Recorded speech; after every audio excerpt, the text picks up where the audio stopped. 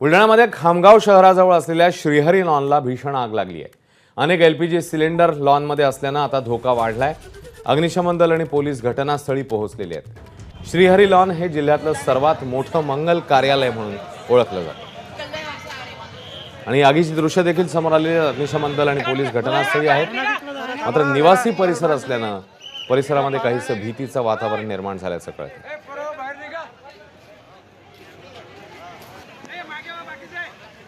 ताजी स्थिती जाणून घेऊया। आपले प्रतिनिधी संजय महाजन आता आपल्यासोबत आहेत। संजय, नेमकी किती वाजताची ही घटना आहे? सध्याची स्थिती काय? नक्कीच अश्विन, खामगाव शहरालगत असलेल्या सुटाळा परिसरात श्रीहरी लॉन नावाचे एक मंगल कार्यालय आहे। अगदी राष्ट्रीय महामार्ग क्रमांक 6 ला लगतच असलेलं हे मंगल कार्यालय आहे।